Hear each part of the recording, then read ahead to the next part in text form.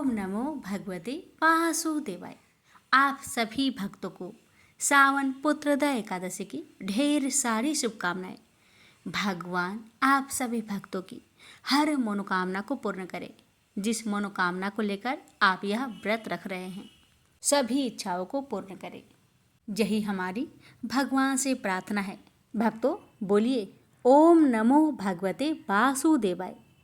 एकादशी व्रत कृपया मम जीवनं पावनं कुरु, अर्थात हे भगवान वासुदेव, मैं आपको नमस्कार करती हूँ।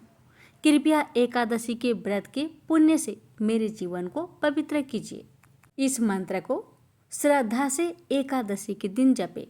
विशेष रूप से व्रत के समय, पूजन में या भोग लगाते समय इस मंत्र का जाप करें। भक्तों, यह व्रत संतान की प्राप्ति और उनकी सुख समृद्धि की कामना के लिए किया जाता है।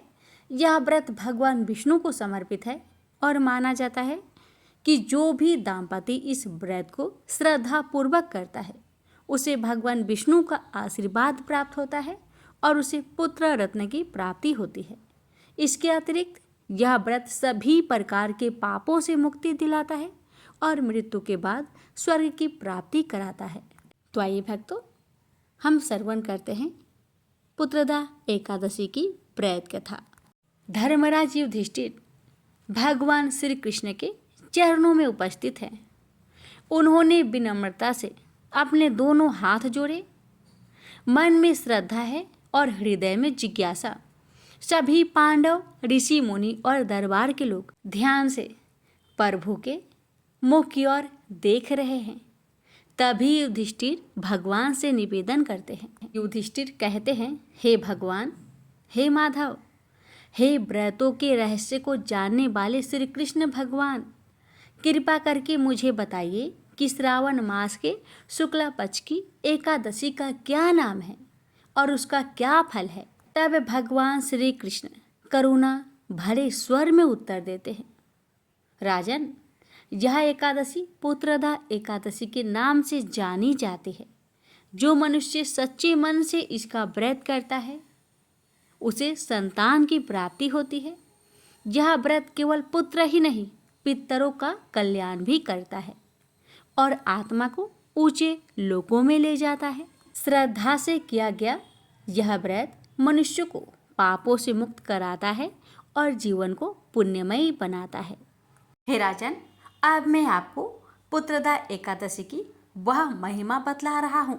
ध्यान पूर्वक सुनिए, जिसके श्रवण से भक्तों की हर मनोकामना शीघ्र ही पूर्ण हो जाती है।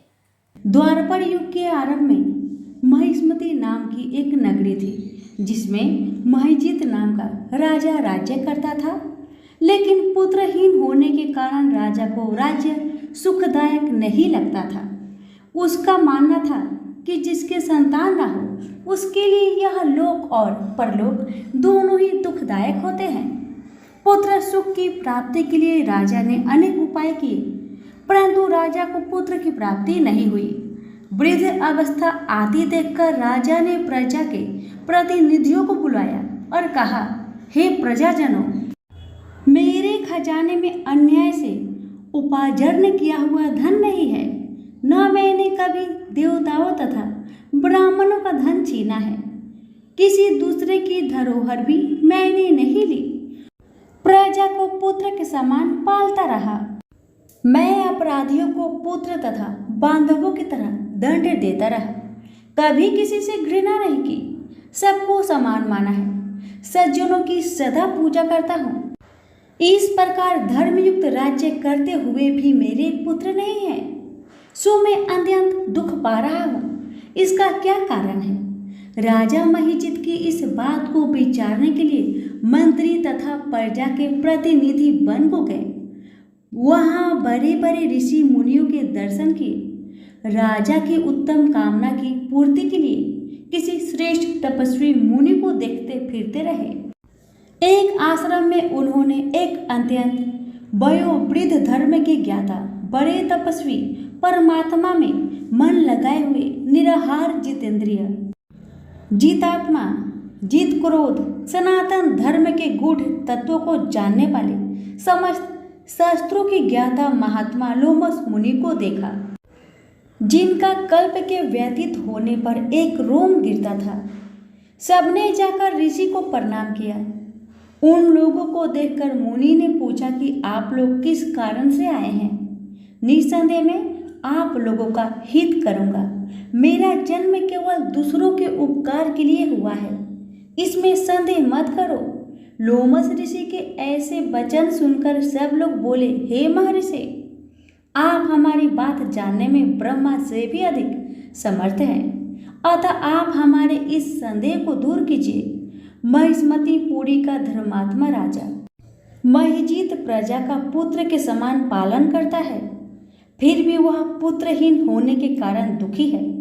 उन लोगों ने आगे कहा कि हम लोग उसकी प्रजा हैं, अतः उसके दुख से हम भी दुखी हैं। आपके दर्शन से हमें पूर्ण विश्वास है कि हमारा यह संकट अवश्य दूर हो जाएगा, क्योंकि महान पुरुषों के दर्शन मात्र से अनेक कष्ट दूर हो जाते हैं। अब आप कृपा करके राजा के पुत्र होने का उपाय बतलाए। यह वार्ता सुनकर ऋषि ने थोड़ी देर के लिए नेत्र बंद किए और राजा के पूर्व जन्म का वृत्तांत जानकर कहने लगे कि यह राजा पूर्व जन्म में एक निर्धन वैश्य था। निर्धन होने के कारण इसने कई बुरे कर्म किए। यह एक गांव से दूसरे गांव व्यापार करने जाया करता था। एक समय ज्येष्ठ माह के शुक्ल पक्ष की द्वादशी के दिन मध्या के समय वह 2 दिन से भूखा प्यासा था, एक जलाशय पर जल पीने गया। उसी स्थान पर एक तत्काल ही ब्याही हुई प्यासी गौ जल पी रही थी। राजा ने उस प्यासी गाय को जल पीते हुए हटा दिया और स्वयं जल पीने लगा। इसलिए राजा को यह दुख सहना पड़ा। एकादशी के दिन भूखा रहने से वह राजा हुआ और प्यासी गौ को जल पीते हुए हटाने के कारण पुत्र वियोग का दुख सहना पड़ रहा है। ऐसा सुनकर सब लोग कहने लगे कि हे ऋषि, शास्त्रों में पापों का प्रायश्चित भी लिखा है, अतः जिस प्रकार राजा का यह पाप नष्ट हो, ऐसा आप उपाय बताए। लोमस मुनि कहने लगे कि श्रावण शुक्ल की एकादशी को, जिसे पुत्रदा एकादशी भी कहते हैं, तुम सब लोग व्रत करो और रात्रि को जागरण करो, तो इससे राजा का यह पूर्व जन्म का पाप अवश्य नष्ट हो जाएगा।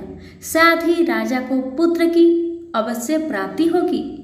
लोमस ऋषि के ऐसे वचन सुनकर मंत्रियों सहित सारी प्रजा नगर को वापस लौट आई और जब श्रावण शुक्ल एकादशी आई तो ऋषि की आज्ञा अनुसार सबने पुत्रदा एकादशी का व्रत और जागरण किया। इसके पश्चात द्वादशी के दिन इसके पुण्य का फल राजा को दिया गया। उस पुण्य के प्रभाव से रानी ने गर्भ धारण किया और प्रसव काल समाप्त होने पर उसके एक बड़ा तेजस्वी पुत्र उत्पन्न हुआ। इसलिए हे राजन, इस श्रावण शुक्ल एकादशी का नाम पुत्रदा पड़ा। अतः संतान सुख की इच्छा हासिल करने वाले इस व्रत को अवश्य करें। इसके महात्म्य को सुनने से मनुष्य सब पापों से मुक्त हो जाता है और इस लोक में संतान सुख भोगकर परलोक में स्वर्ग को प्राप्त होता है। तो मोर नाम का एक दैत्य था। रावण और कंस की तरह वह भी बड़ा आतंक मचाता था। स्वर्ग में देवों सहित सभी को पीड़ा देता था। सब लोग उससे रक्षा मांगकर श्रीमन नारायण की शरण में गए। भगवान ने कहा, मैं उसे संभलाता हूँ, चिंता मत करो। भगवान मोर के साथ युद्ध करने लगे, लेकिन अपनी सारी शारीरिक शक्ति लगाकर भी भगवान कुछ नहीं कर सके। भगवान को युद्ध के मैदान से पलायन करना पड़ा। वे हिमालय की एक गुफा में छिप गए। मोर भी उनका पीछा करते हुए वहां पहुंच गया। भगवान ने ध्यान करना शुरू किया और उनके मन से एक शक्ति उत्पन्न की, उनकी मानसिक शक्ति। इस शक्ति ने बाहर आकर मोर को अपनी तलवार से मार डाला। हम जानते हैं कि शरीर में 10 इंद्रियां हैं, 5 जितेंद्रिया और 5 कर्मेंद्रिया। 11वीं इंद्रिया है मन। संस्कृत में एकादशी का अर्थ है 11। चूंकि यह देवी उनके मन भगवान की एक गारुड़ी इंद्रिया से निकली थी, इसलिए भगवान ने उन्हें एकादशी के नाम से पुकारा। एकादशी माता की उत्पत्ति का दिन उनके नाम से ही जाने जाने लगे। माता एकादशी की अंतिम चरण के दौरान उत्पन्न हुई थी, इसे जयंती कहते हैं, और उन्होंने द्वादशी से पहले चरण के दौरान दैत्य को मार डाला था, इसे स्मरणती कहते हैं। भगवान ने घोषणा की कि एकादशी के दौरान देवी के इस महान कार्य के कारण पूरे जगत में कोई भी पाप नहीं रहेगा, लेकिन पाप तो पहले से ही है। जब उसने यह सुना, पाप पुरुष आश्रय की तलाश में इधर उधर भागने लगा। एकादशी के दौरान वह कहाँ रहेगा? वह जहाँ भी गया, सभी ने उसे आश्रय देने से इनकार कर दिया। अंत में अन्न भोजन एकादशी के दौरान उसे आश्रय देने के लिए सहमत हुआ। वो एकादशी के दौरान सभी पाप भोजन में आश्रय लेते हैं। जो कोई एकादशी के दौरान भोजन करता है, ये पाप उस व्यक्ति में प्रवेश करेंगे और रोग, समस्या, हानि, परेशानी इत्यादि बन जाएगी। एकादशी देवी को विष्णु कन्या भी कहा जाता है, क्योंकि वह भगवान की मानस पुत्री है। उनकी मूर्ति पूरी जगन्नाथ मंदिर और द्वारिका धाम में है। भगवान के धर्म की रक्षा के लिए जितने भी अवतार हैं, वे सभी एकादशी के दिन हुए हैं, इसलिए यह इतना पवित्र दिन है। प्रेम से बोलिए लक्ष्मी नारायण की जय, एकादशी माता की जय। एक कसाई भगवान शालिग्राम के भक्त था। उसका नाम सधना था। सधना बहुत ही ईमानदार व भोला था। वह हमेशा भगवान का नाम लेता रहता था और उनकी कीर्तन करता रहता था। यहाँ तक कि वो जब मांस काटता या बेचता, तब भी भगवान के नाम का गुणगान करता रहता था। ऐसे ही एक दिन कसाई सधना भगवान का नाम लेते हुए अपनी मस्ती में कहीं जा रहा था। तभी अचानक से उसे अपने पैरों में पत्थर का स्पर्श महसूस हुआ। जब उसने नीचे देखा तो वह एक काला पत्थर था। सधना कसाई ने वह पत्थर को यह सोच उठा लिया कि वह उसे अपने दुकान ले जाकर उससे मांस का वजन करेगा। अगले दिन से कसाई उस पत्थर से मांस तोलने लगा। जो भी आता वह उसी पत्थर से मांस तोल कर देता था। यह कोई मामूली पत्थर नहीं था।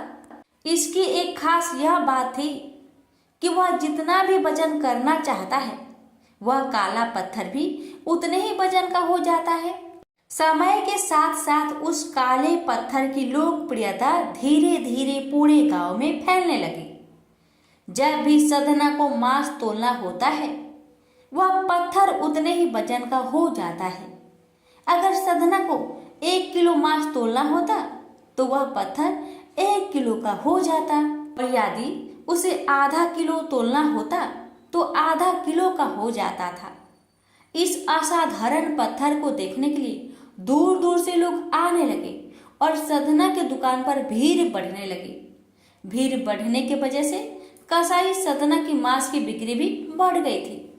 फिर एक दिन धीरे धीरे ये बात एक ज्ञानी ब्राह्मण के पास पहुंची, लेकिन ब्राह्मण ऐसे जगह पर जाना तो नहीं चाहता था जहां पर मांस की बिक्री होती हो।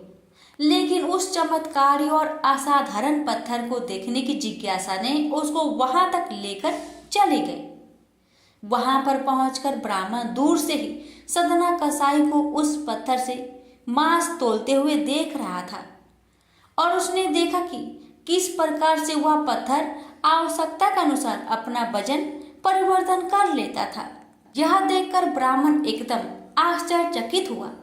यह देख ब्राह्मण सधना कसाई के पास गया तो सधना ब्राह्मण को देखकर बहुत आश्चर्यचकित हुआ, और साथ ही साथ सधना बहुत प्रसन्न भी हुआ। फिर सधना ने ब्राह्मण का नम्र भाव से स्वागत किया और ब्राह्मण को बैठने के लिए कहा। फिर सधना ने उस ब्राह्मण से उसके दुकान पर आने का कारण पूछा तो ब्राह्मण ने बताया कि वह उस काले पत्थर को देखने आया है। ब्राह्मण ने बताया कि वह कोई मामूली पत्थर नहीं है, वह भगवान शालिग्राम जी हैं। ब्राह्मण क्रोधित होकर कहते हैं कि भगवान शालिग्राम जी को मांस के साथ रखना बहुत बड़ा पाप है।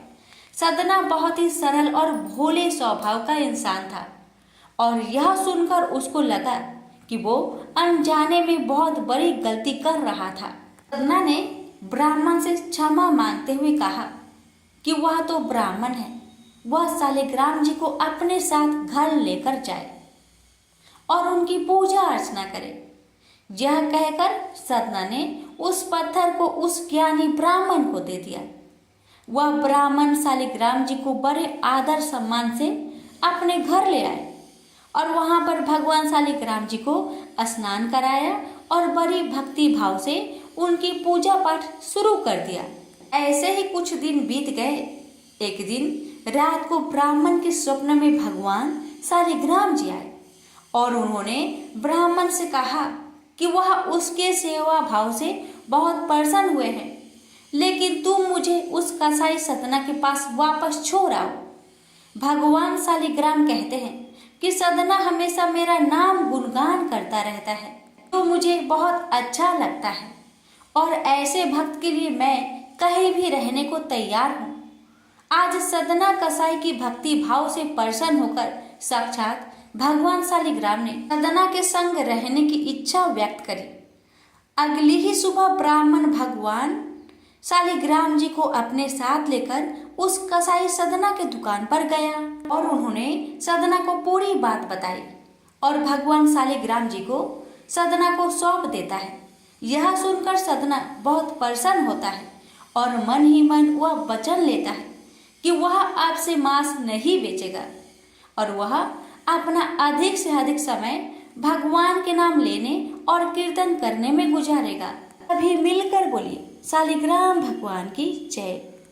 एक बार माता लक्ष्मी भगवान विष्णु से पूछती है, हे स्वामी, तुलसी के पास दीपक जलाने का क्या महत्व है और रोज शाम को तुलसी के पास दिया क्यों जलाया जाता है?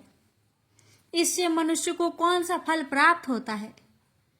तुलसी के पास दीपक जलाने की विधि क्या है तथा दीपक जलाते समय कौन से मंत्र का उच्चारण करना चाहिए? कृपया आप मुझे विस्तार से बतलाइए। तब भगवान विष्णु जी कहते हैं, हे देवी, आज आपने समस्त मानव जाति के कल्याण के लिए बहुत ही महत्वपूर्ण प्रश्न किया है। आपके इस प्रश्न का उत्तर देने से पूर्व मैं आपको एक प्राचीन कथा सुनाता हूं, जिससे आपको सभी प्रश्न के उत्तर मिल जाएंगे। इसलिए आप इस कथा को बड़े ही श्रद्धा प्रसन्नचित पूर्वक पूरा सुनिए।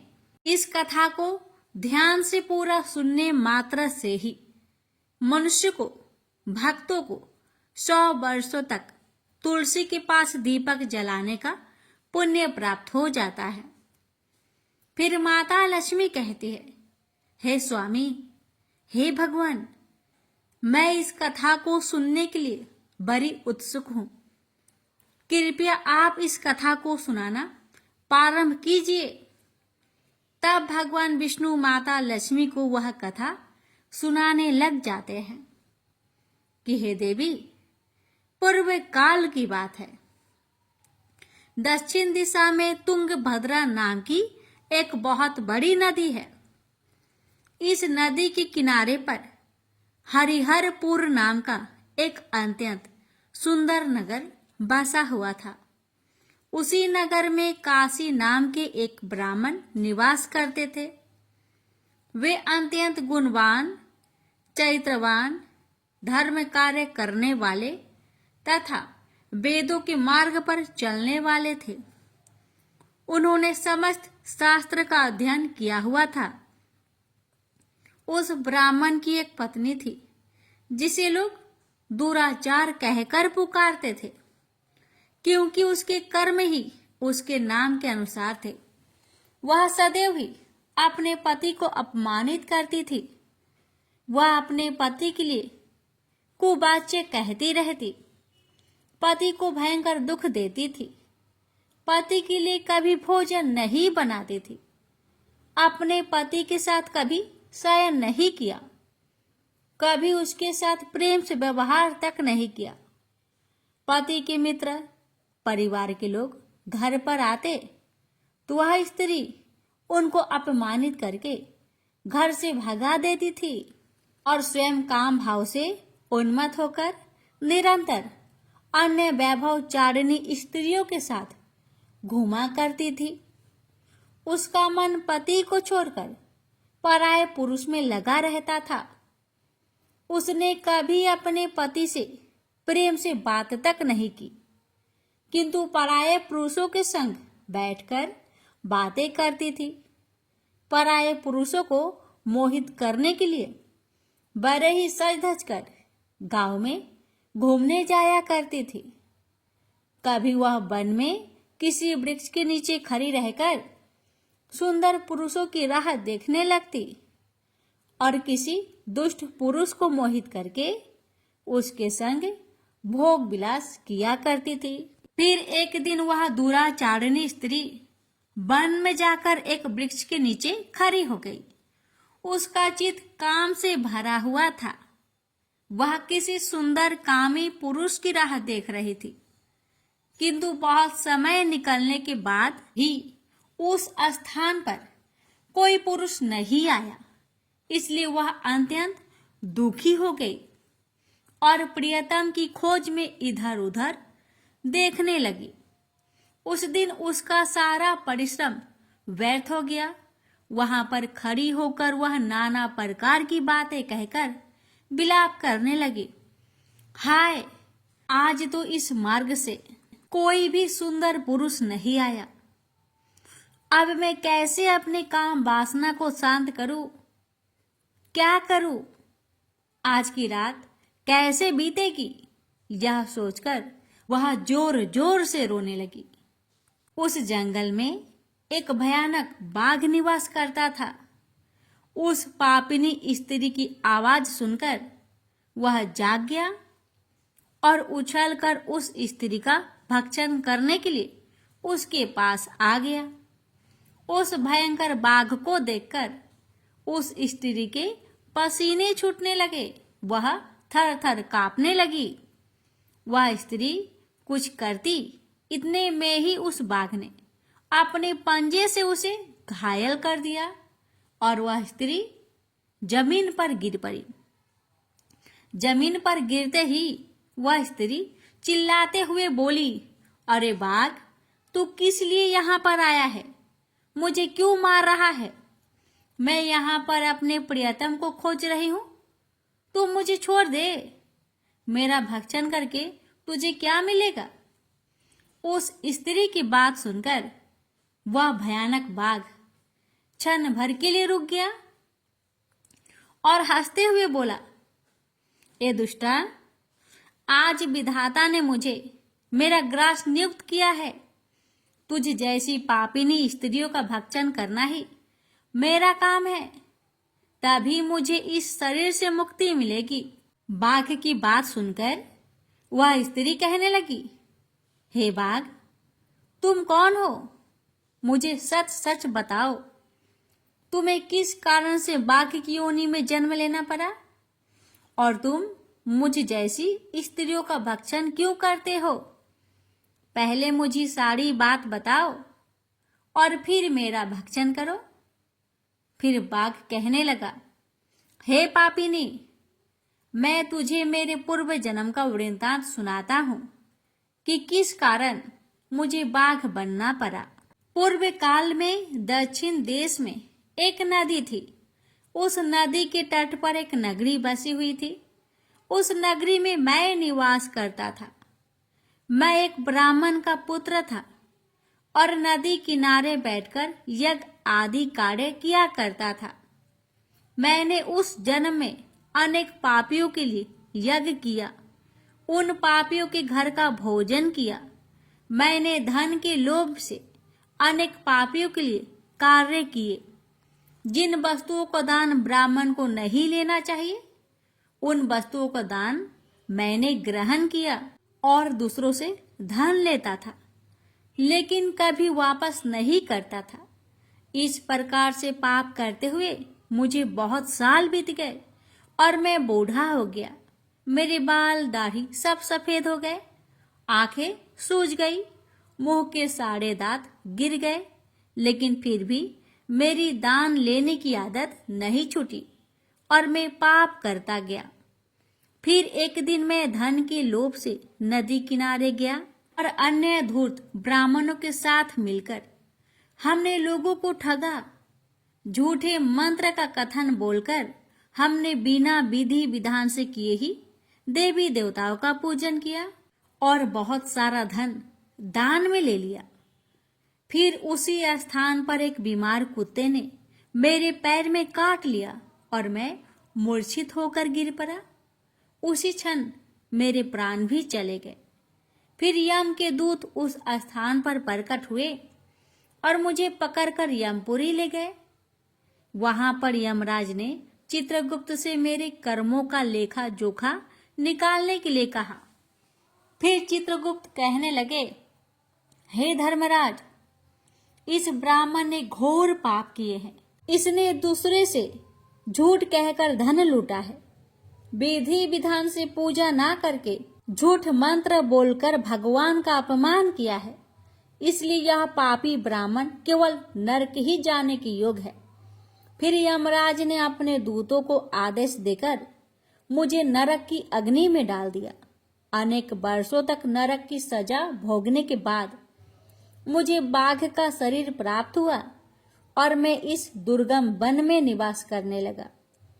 मैं अपने पूर्व जन्म के पापों को याद करके कभी भी कोई भी महात्मा पुरुष या फिर साधु संत हो, सती स्त्रियों का मैं भक्षण नहीं करता हूँ।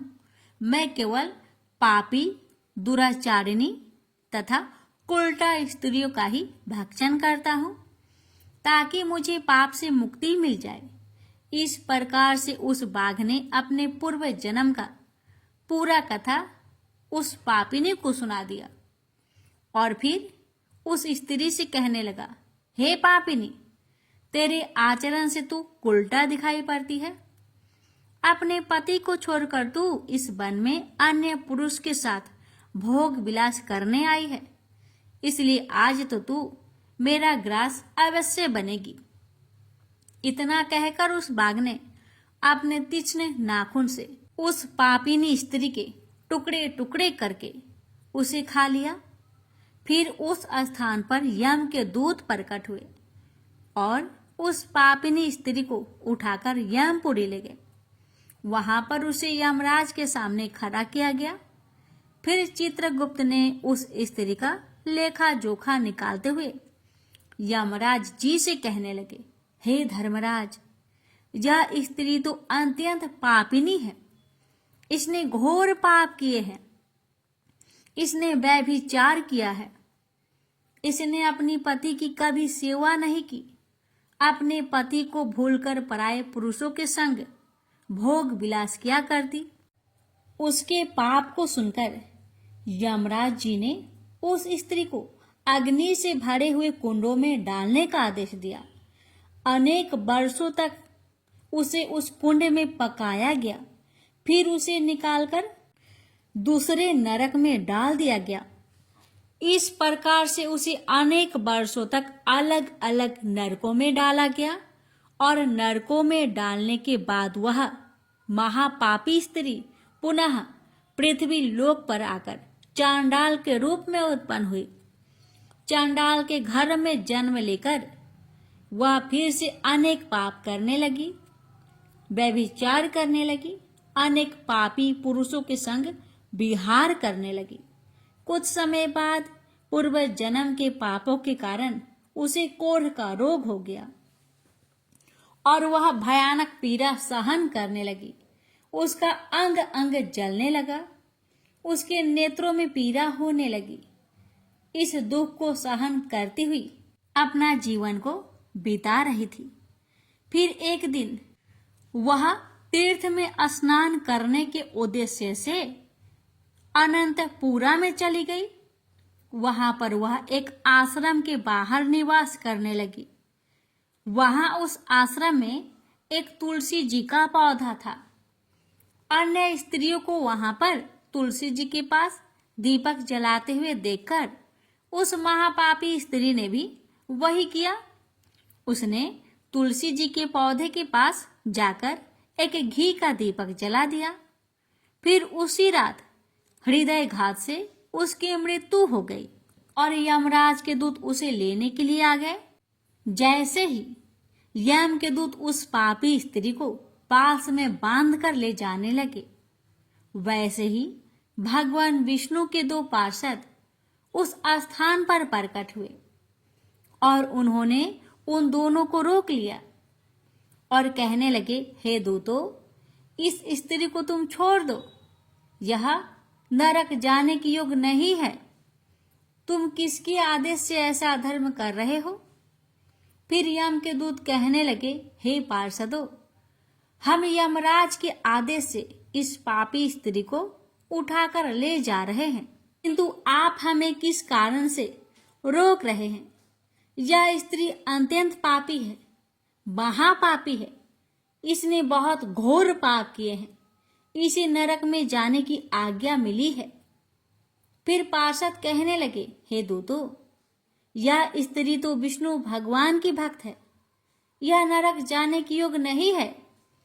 इसने शाम के समय तुलसी जी के पास दीपक जलाया है, इसी कारण से इसके समस्त पाप नष्ट हो गए हैं। इसलिए अब यह नरक जाने की योग्य नहीं है, यह स्वर्ग जाने की अधिकारी बन चुकी है। पार्षदों की बात सुनकर यमदूतों ने उस स्त्री को उस स्थान पर छोड़ दिया और यमलोक लौट गए। वहां जाकर उन्होंने यमराज को सारा वृत्तांत सुना दिया। फिर भगवान विष्णु के पार्षद उस स्त्री को दिव्य विमान पर बैठाकर स्वर्ग ले गए। भगवान विष्णु कहते हैं, हे देवी, इस प्रकार से तुलसी के पास दीपक जलाने मात्र से ही मनुष्य के सभी पाप नष्ट हो जाते हैं, सभी संकट कट जाते हैं। जो स्त्री नित्य शाम को तुलसी जी के पास दीपक जलाती है, वह सौभाग्यशाली बन जाती है। उसके पूर्व जन्मों के सभी पाप नष्ट हो जाते हैं, उसे सुख समृद्धि की प्राप्ति होती है। रोज तुलसी के पास दीपक जलाते समय इस मंत्र का उच्चारण करना चाहिए।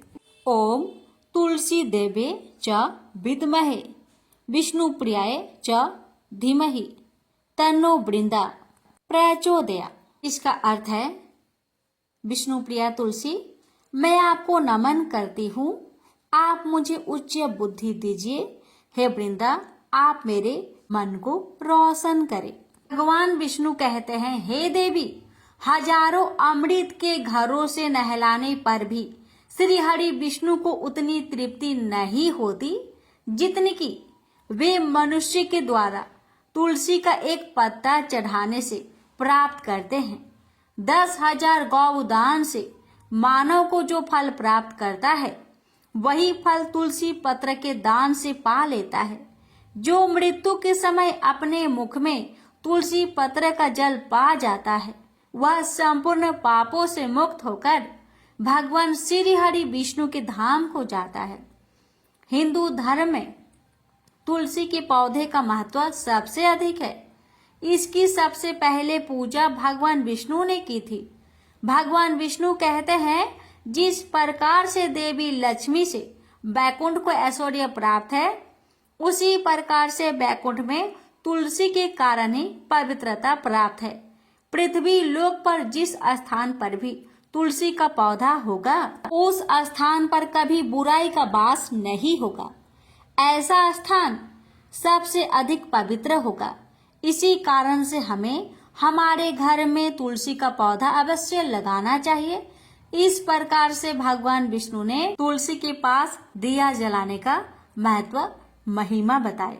अगर कथा अच्छी लगे तो कमेंट बॉक्स में तुलसी महारानी की जय अवश्य लिखें और इस वीडियो को एक शेयर अवश्य करें। भगवान विष्णु आप सभी भक्तों की हर मनोकामना को पूर्ण करे। प्रेम से बोलिए जय श्री हरि। कथा, एक बुढ़िया माई थी, मिट्टी के गणेश जी की पूजा करती थी। रोज बनाए रोज गल जाए। एक सेठ का मकान बन रहा था। वो बोली, पत्थर का गणेश बना दो। मिस्त्री बोले, जितने हम तेरा पत्थर का गणेश गढ़ेंगे उतने में अपनी दीवार ना चिनेंगे। बुढ़िया बोली, राम करे तुम्हारी दीवार टेढ़ी हो जाए। अब उनकी दीवार टेढ़ी हो गई। वो चीने और ढा देवे, चीने और ढा देवे। इस तरह करते करते शाम हो गई। शाम को सेठ आया। उसने कहा, आज कुछ भी काम नहीं किया। वो कहने लगे, एक बुढ़िया आई थी। वो कह रही थी, मेरा पत्थर का गणेश गढ़ दो। हमने नहीं गढ़ा तो उसने कहा, तुम्हारी दीवार टेढ़ी हो जाए। तब से दीवार सीधी नहीं बन रही है। बनाते हैं और ढा देते हैं। सेठ ने बुढ़िया को बुलवाई। सेठ ने कहा, हम तेरा सोने का गणेश गढ़ देंगे, हमारी दीवार सीधी कर दो।